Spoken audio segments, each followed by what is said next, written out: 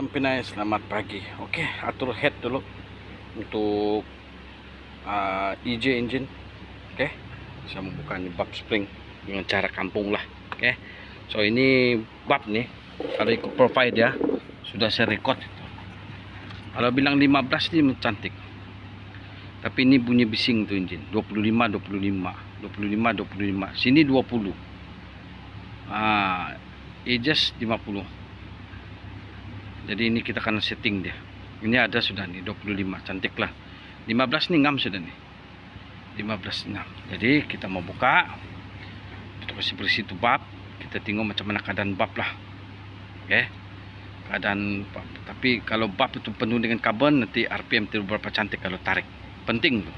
Kita mau kasih bersih ini lubang-lubang semua nih. Oke. Alright. Teruskan kerja. Nanti kita tengok apa perkembangan hari ini lagi. Oke, Tempinay.